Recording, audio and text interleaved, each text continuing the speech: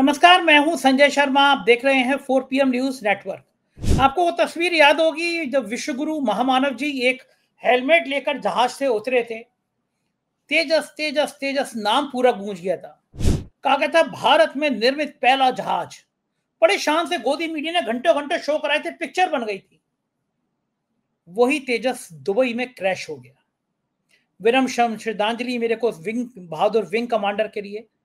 लेकिन बड़ा सवाल यह है कि क्या स्वदेशी से बना हुआ यह जहाज क्या वास्तव में स्वदेशी था? क्या कारण है कि 2024 में राजस्थान में तेजस क्रैश हुआ और अब दुबई में हो गया? पूरी दुनिया के सामने शो चल रहा था, पूरी दुनिया के सामने नाक कटी। पाकिस्तान के समय युद्ध में पाकिस्तान दावा कर रहा है कि कई राफेल मार गिराए।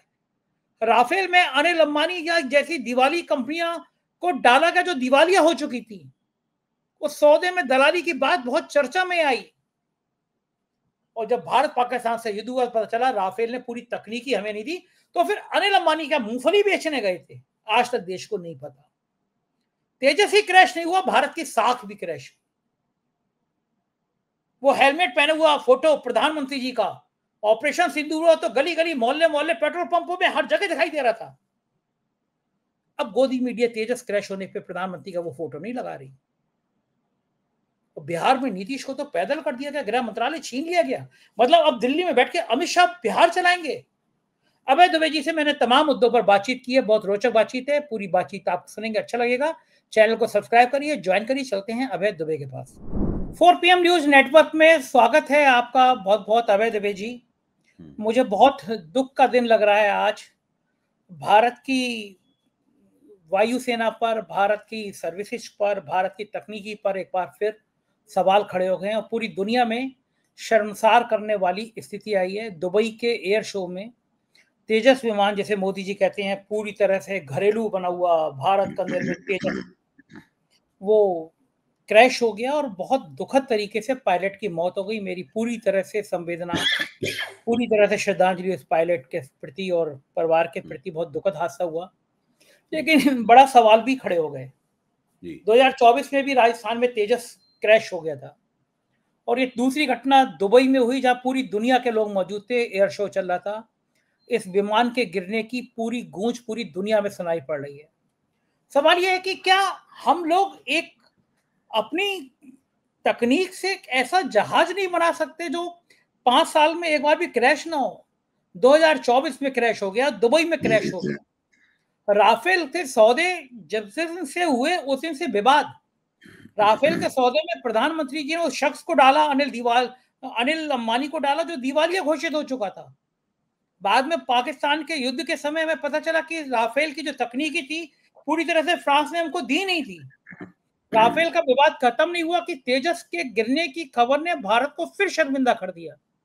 कर क्या रहे हैं हमारी सरकार, हमारे रक्षा मंत्री जी, हमारा पूरा तंत्र?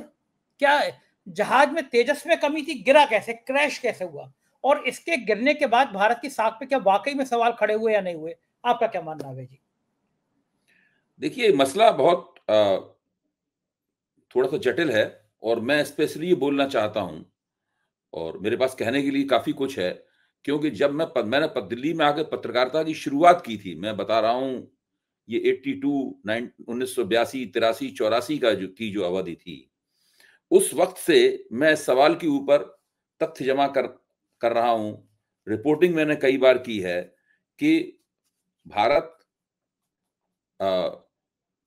मेन बैटल टैंक एमबीटी बना पाएगा या नहीं बना पाएगा स्वदेशी, और दूसरे लाइट कॉम्बैट एयरक्राफ्ट एलसीए बना पाएगा या नहीं बना पाएगा। इसके ऊपर मैंने काफी काम किया था। अच्छा, अब जब से ये नई सरकार आई है मोदी जी की, तब से इन लोगों ने कहना शुरू किया है कि हम लोगों ने एक तेजस नाम का विमान बना लिया है, जो कि भारत ही नहीं, दुनिया का पहला ऐसा फाइटर जेट है जिसे विकसित देशों में नहीं बनाया है, बल्कि विकसित देशों के बाहर किसी देश ने बनाया है। ये इनका दावा है। इस दावे की रोशनी में ये पूरा का पूरा जो विकसित भारत का इनका प्रपंच है, उसको दिखाते हैं।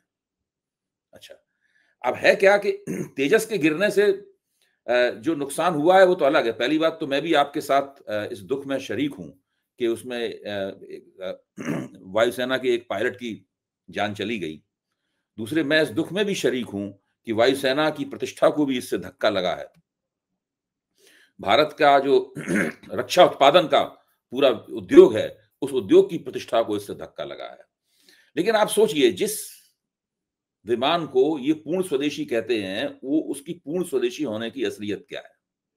ये बात सही है, विमान भारत में बना है, लेकिन भारत में तो बहुत सी चीजें बनती हैं। भारत में तो एप्पल का जो वो है वो भी बनता है, बहुत सी चीजें भारत में बनती हैं। तो क्या वो भारत द्वारा बनी हुई मानी जाएंगी, स्वदेशी मानी जाएंगी? एक चीज होती है, इसको कहते हैं पेचकश टेक्नोलॉजी, स्क्रू ड्राइवर टेक्नोलॉजी। इधर उधर दुनिया से आप तमाम कलपुर्जे मंगाओ और उन कलपुर्जों को जोड़ के जो है वो एक चीज भारत के अंदर बना दो। और अगर उसमें से कुछ हिस्से पूरी तरह भारत में ही बने हुए हों तो आपको और भी मौका मिल जाता है इसका दावा करने का कि ये भारत में बना है। अब आप एक एक करके सुनिए, तेजस के पूर्ण स्वदेशी होने का रहस्य क्या है। तेजस का जो एयर फ्रेम है, जिसमें कंपोजिट विंग्स होते हैं, वो हिंदुस्तान एरोनॉटिक्स में बना है। उसको आप कह सकते हैं कि ये स्वदेशी है। इसी तरीके से fly by wire flight control system जो है वो एडीए ने विकसित किया है, भारतीय संस्थान है, उसको आप कह सकते हैं कि स्वदेशी है। इसका जो मल्टी मोड रडार है वो भी भारत के अंदर बना हुआ है। इसके अंदर कुछ कंप्यूटर के डिस्प्ले संबंधित कंप्यूटर लगे हुए हैं, वो भी भारत के बने हुए हैं। इसका जो ईडब्ल्यू सूट है वो भारत का बना हुआ है। इसका जो लैंडिंग गियर है, कुछ एग्जीक्यूटर हैं, कुछ और छोटे छोटे हिस्से जो है हाइड्रोलिक हिस्से वगैरह हैं, वो भारत के बने हुए हैं। अब आप बताइए, ये तो बहुत ऐसी चीजें हो गई जो कि असली चीज होती है विमान की इंजन। ये तो वही बात हो गई कि हमारे पास एक कार है, मतलब जो है आप कह रहे कार में हमारे ये फीचर्स हैं, मतलब, लेकिन इंजन क्या है? मुख्य तौर पे तो आप कार इंजन को देख के खरीदते हैं ना। तेजस का पूरा का इंजन जो GE-F404 IN-20 है, इसको MK1 बोलते हैं, और एक दूसरा इंजन है GE-F414 INS-6 बोलते हैं, इसको MK1A बोलते हैं। वो पूरी की पूरी तरीके से अमेरिका से आयातित है। पूरा का पूरा इंजन जो है वो अमेरिका से इंपोर्ट किया गया है। इसके बाद कोई बहुत महत्वपूर्ण एवियोनिक्स जो आइटम है, जैसे कुछ सेंसर हैं, कुछ एक्टिव कंपोनेंट्स हैं, ये सारे के सारे इजराइल, फ्रांस और अमेरिका से मंगवाए गए हैं। जो मिसाइल वार्निंग सिस्टम है, RWR कंपोनेंट्स हैं, वो भी इजराइल से मंगवाए गए हैं। इसकी जो कैनोपी है वो फ्रांस से मंगवाई गई है। इसका ईंधन प्रॉब, इसके टायर, बेयरिंग्स, कई छोटे छोटे हिस्से बाहर से मंगवाए गए हैं। ये आप कह सकते हैं कि इसका एक हिस्सा स्वदेशी है, बाकी इंजन जो सबसे महत्वपूर्ण चीज होता है, बिना इंजन के तो कुछ भी नहीं है भाई। किसी भी व्हीकल में, किसी भी वाहन में, चाहे वो जमीन पे चलने वाला हो, चाहे पानी में चलने वाला हो, चाहे हवा में उड़ने वाला हो, बिना इंजन के तो कुछ है ही नहीं ना। तो इंजन ही उसका सबसे बड़ा पार्ट होता है, वही सबसे ज्यादा महंगा होता है, वही इनका पूरा का पूरा अमेरिका से आयातित है। ये इनकी स्थिति है। अब इस चीज को ये लगातार कह रहे हैं स्वदेशी है, स्वदेशी है, स्वदेशी है। अब आपने हिंदुस्तान में बने हुए कुछ कलपुर्जों और इंजन, विदेश से मंगाए गए इंजन और कुछ महत्वपूर्ण रडार सिस्टम को मिला के भारत के अंदर एक विमान बनाया। आपकी जो टेक्नोलॉजिकल एफिशिएंसी है, जो आपकी प्रौद्योगिकी क्षमता है, वो कितनी कमजोर है इसका अंदाजा लगाइए। उसको भी आप ठीक से नहीं बना पाए। वो भी एक बार अभी राजस्थान में क्रैश होगा, जब राजस्थान में क्रैश हुआ होगा तो क्रैश रिपोर्ट मिली होगी, उसकी जांच की गई होगी। जैसे इस बार जब क्रैश हुआ तो वायुसेना ने उसका एक कोर्ट बैठाया है जांच के लिए। उस वक्त भी वायुसेना ने कोर्ट बैठाया होगा जांच के लिए उसकी, मुझे याद नहीं है उस वक्त की बात, चर्चा तब भी हुई थी काफी। कोर्ट बैठाया होगा, उसकी कोई रिपोर्ट आई होगी। क्या वो विमान वो तेजस जो क्रैश हुआ था और इतने साल बाद ये तेजस जो क्रैश हुआ है, इसके बीच में कुछ सुधार हुआ? आपने उसको कुछ बेहतर बनाया उसको, या वही था इसको दोबारा उड़ा दिया गया? वहां पर बताया जाता है कि इसकी 600 करोड़ रुपए कीमत है एक विमान की, 600 करोड़ रुपीज इस विमान की।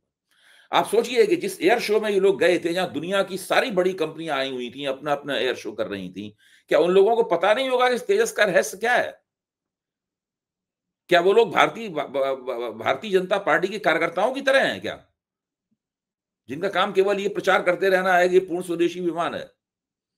सवाल स्वदेशी और विदेशी का नहीं है। सवाल यह है कि जो दुनिया के डिफेंस मार्केट में जब अपनी चीज आप बेचना चाहते हैं, वहां पहुंचा रहे हैं, तो उस चीज की क्वालिटी क्या है? लोगों को उससे कोई फर्क नहीं पड़ता कि आपने भारत में बनाया है, कि आपने अमेरिका से इंपोर्ट किया है, आपने कहां से इसका गियर लिया है, कहां से इंजन लिया है, कहां से मिसाइल कंट्रोल सिस्टम है। इससे दुनिया को कोई फर्क नहीं पड़ता। अगर आप एक अच्छी और बेहतर चीज बना रहे हैं तो आपकी चीज बाजार में बिकेगी। लोग उसको जो आप कीमत मांग रहे हैं और जो चीज की क्वालिटी है, जिसके वहां एक्सपर्ट्स बैठे हुए हैं, वो देख के तय करेंगे। फिर उन लोगों की आंखों के सामने वो विमान गिर पड़ता है जिसकी रिपोर्ट पहले से है कि पहले भी एक बार गिर चुका है। ये भी उन्हें पता होगा, सब कुछ पता होगा उन्हें। आप इससे अंदाजा लगा सकते हैं इन्होंने उस चीज की ठीक से जांच नहीं की, भेजने से पहले सुनिश्चित नहीं किया, कितनी बड़ी दुर्घटना हुई, कितना बड़ा अपमान हुआ। और जो ये जो पूरा पूरा प्रपंच रचा हुआ है ना कि विकसित भारत, विकसित भारत, विकसित भारत, ये तेजस विमान नहीं ढहा है, मतलब इनका विकसित भारत का प्रपंच ढह गया है। ये स्थिति है इसकी। अब कितना भी इसके ऊपर बताया, मैं इसमें बहुत सारी आपको जानकारियां दे सकता हूं, लेकिन उससे कोई फायदा नहीं है। सारी चीजें बहुत ही तकनीकी किस्म की हैं। आप किसी भी अच्छे किसी वायुसेना के पूर्व अधिकारी से पूछ लीजिए, व्यक्तिगत रूप से, सार्वजनिक रूप से कोई नहीं कहेगा हम लोगों की तरीके से। आप पूछ लीजिए, वो सब लोग बताएंगे कि ये पूरा का पूरा मामला जो है कि भारत में ये चीजें बनती हैं, भारत में ये चीजें बनती हैं। ये पूरे जो दावे किए जाते हैं, ये इन तमाम दावों की अगर आप जांच करें तो हर दावा जो है, हर दावे के पीछे पोल आपको मिलेगी। लिकोटी कह रहे हैं, मुझे बस 2 मिनट का एक किस्सा याद आ गया कि एक बार एक घड़ी बनाई गई, साधारण घड़ी थी, और एक कंपटीशन रखा गया कि हर देश का व्यक्ति इसमें कोई तकनीकी जो उस देश की क्वालिटी होगी वो उसको उपलब्ध कराएगा और देखेंगे कौन देश बढ़िया है। अमेरिका का नंबर आया। अमेरिका ने कहा कि बस ये घड़ी को सूरज के एंगल की तरफ दिखा दीजिए, 1 सेकंड के अंदर ये चार्ज हो जाएगी। लोगों ने वाह क्या बात है। चीन का नंबर आया। उन्होंने कहा कि अंधेरे में भी चाहे सूरज हो चाहे चांद हो, इधर दिखा दीजिए, हम ये एक पुर्जा डाल लें, ये चार्ज हो जाएगी। लोगों ने कही तो कमाल की क्रांति हो गई। जापान का नंबर आया। उन्होंने कहा बस हाथ में पहन लीजिए, दिमाग क्या कह रहा है ये बता देगा। लोगों ने कहा यार तो क्या गजब की क्रांति कर रहा है। भारत का नंबर आया। भारत ने कहा घड़ी हाथ में ली और मेड इन इंडिया का मोहर लगा दी। बोले देखिए तकनीक तो हमारी है। तो अपने यहाँ जो आपने कहानी बताई, उस कहानी का भाव यही था कि कहीं की ईंट कहीं का रोड़ा, भानुमती ने कुनबा जोड़ा। अरे भाई कुनबा जोड़ना है जोड़ो। आप बात सोचिए कि भारत के बारे में तमाम दुनिया के लोगों का कहना है कि हैवी मैन्युफैक्चरिंग की बात तो आप छोड़ दीजिए, जो लाइट मैन्युफैक्चरिंग होती है दुनिया में, ऐसा बहुत सारा सामान है जो हल्का सामान होता है, लोगों की रोजमर्रा की जिंदगी में काम आने वाला सामान होता है, उसकी जो मैन्युफैक्चरिंग होती है, भारत उस मैन्युफैक्चरिंग के लिए भी नहीं जाना जाता। चीन में जो आर्थिक कमाल हुआ है, उस आर्थिक कमाल के केंद्र में लाइट मैन्युफैक्चरिंग की रिवोल्यूशन है। उन्होंने दुनिया की तमाम छोटी मोटी चीजों के लिए अपने आप को एक मैन्युफैक्चरिंग हब में बदल दिया है। जेट फाइटर बनाना, लड़ाकू विमान बनाना बहुत बड़ी बात है। ये लोग करना ही क्या चाहते हैं कि ये लोग बाकी तो कुछ बुनियाद तो अपनी, वो ये चाहते हैं कि बिना बुनियाद तैयार किए हुए एक शिखर बना दिया जाए। आप सोच सकते हैं ऐसे विमान, ऐसे भवन की तरफ जिसकी बुनियाद ना तैयार की गई हो, लेकिन उसको बना के खड़ा कर दिया गया हो खूबसूरत गुंबद बना के, तो वो तो एक दिन ढह ही जाएगा। अगर आप आधार तैयार नहीं करेंगे मजबूत, और उसके ऊपर आपने एक आपने ढांचा खड़ा कर दिया जो बहुत खूबसूरत सा ढांचा है, भले आप उसको कोई भी नाम दे दें, वो नाम तो भरभरा के गिर जाएगा उसमें। ठीक बात। यानी आप जेट फाइटर बनाना चाहते हैं, इससे पहले जो हल्का डिफेंस का सामान है, मतलब आप भारत को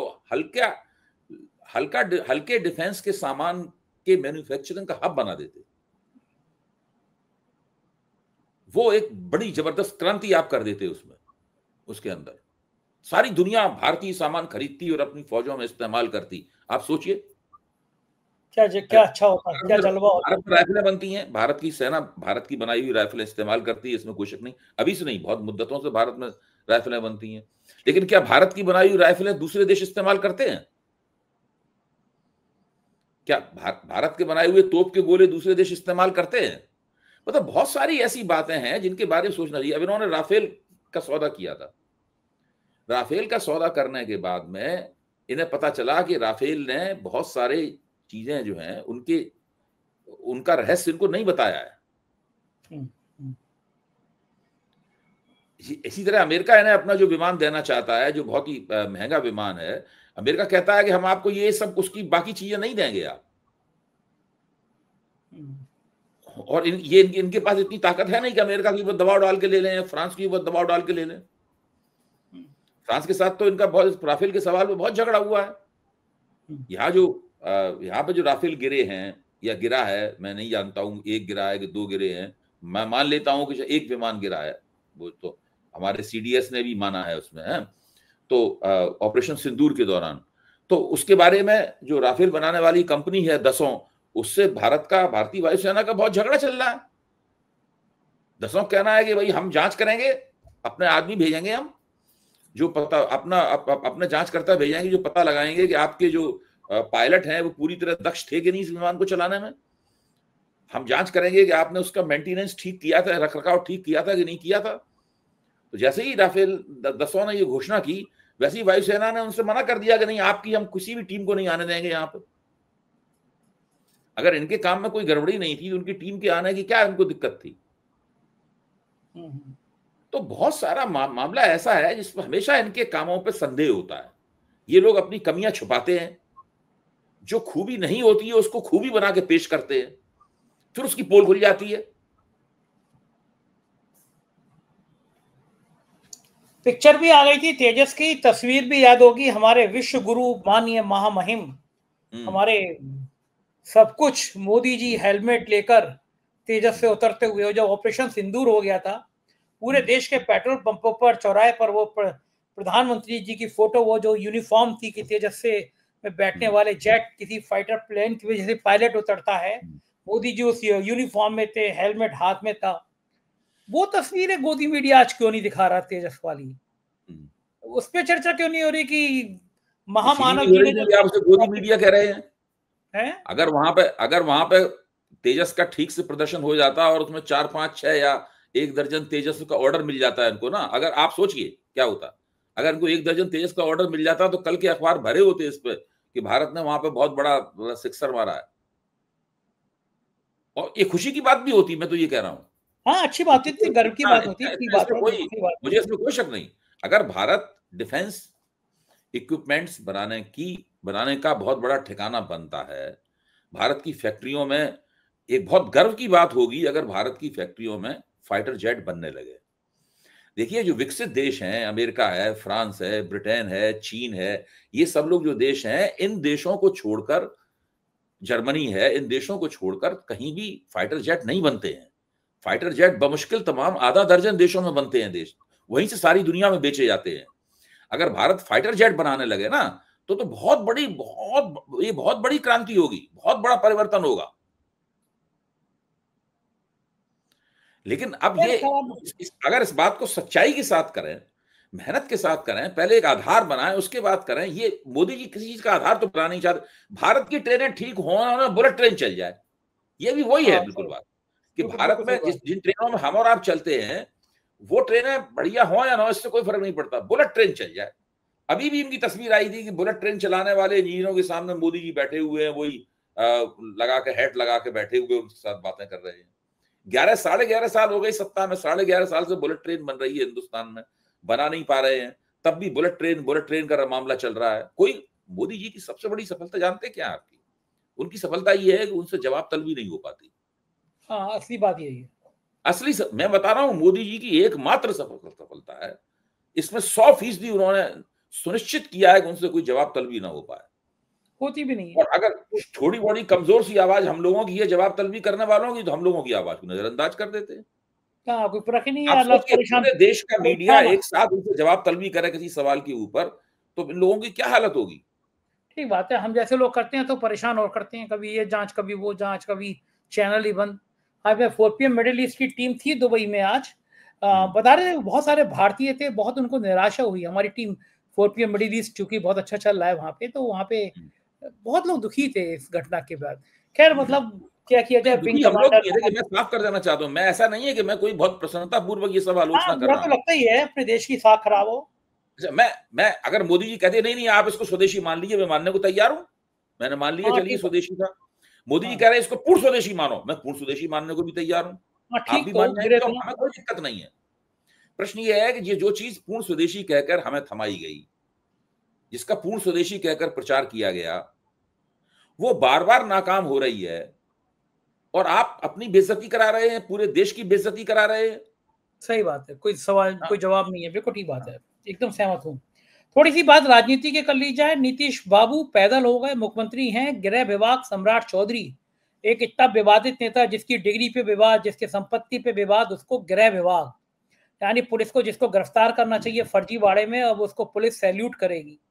नीतीश बाबू को पैदल करने की पहली चाल कामयाब हो गई। गृह मंत्रालय 20 साल बाद हट गया। ये आगाज है, ये संकेत है कि आने वाले दिनों में नीतीश की हालत क्या होने वाली है। और नीतीश मान क्यों गए? केवल मुख्यमंत्री पद से मान गए? गृह मुख्यमंत्री के पास गृह मंत्रालय नहीं तो क्या है? बिहार के एक वरिष्ठ पत्रकार जो पिछले 50 साल से बिहार की राजनीति पर निगाह डाल रहे हैं, जब चुनाव परिणाम आए तो उन्होंने पहली बात कही, अब बिहार बीजेपी का हो गया। एक लाइन में उन्होंने कहा बिहार बीजेपी का हो गया। हम लोग ये लगातार कयास लगा रहे थे कि भाजपा जो है वो नीतीश को मुख्यमंत्री नहीं बनने देगी, लेकिन अब आप देखिए, अब निकल के आ रहा है कि सौदा क्या हुआ होगा। आपको मुख्यमंत्री पद चाहिए, आप मुख्यमंत्री बन जाइए, बाकी सरकार पूरी तरीके से हमारे कब्जे में होगी। भाई किसी राज्य सरकार के पास विदेश मंत्रालय तो होता नहीं है। ठीक बात है, सही बात है। रक्षा मंत्रालय तो होता नहीं है किसी राज्य सरकार के पास में। सबसे बड़ा मंत्रालय तो गृह मंत्रालय होता है और वित्त मंत्रालय होता है। सम्राट चौधरी पिछली बार वित्त मंत्री थे, इस बार वो गृह मंत्री हैं। तो बिल्कुल साफ है बिल्कुल कि इस वक्त नीतीश कुमार की जो प्रतिष्ठा है जनता की निगाह में, उस प्रतिष्ठा का भारतीय जनता पार्टी पूरी तरीके से दोहन कर रही है। और नीतीश कुमार ने, पहले लग रहा था नीतीश कुमार अड़ेंगे गृह मंत्रालय के लिए, इस प्रकार की चर्चाएं भी हो रही थी। अब वो सब बात खत्म हो चुकी है। नीतीश कुमार ने गृह मंत्रालय छोड़ देना मान लिया है और सम्राट चौधरी अब गृह मंत्री हो गए हैं। और गृह मंत्री और उप मुख्यमंत्री वो पहले से ही हैं। गृह मंत्री देखा जाए तो डिफेक्टो चीफ मिनिस्टर होता है। अब एक डिफेक्टो चीफ मिनिस्टर है, इसका नाम है सम्राट चौधरी। एक डिजूरी चीफ मिनिस्टर है, इसका नाम है नीतीश कुमार। एक औपचारिक मुख्यमंत्री है, इनका नाम है नीतीश कुमार, और एक अनौपचारिक मुख्यमंत्री है लेकिन वास्तविक मुख्यमंत्री है, उसका नाम है सम्राट चौधरी। ये बिहार की स्थिति है। नीतीश मान क्यों गए? इतना सरेंडर क्यों कर दिया नीतीश ने? क्योंकि उनको लगता है मुख्यमंत्री बनना ही सब कुछ है।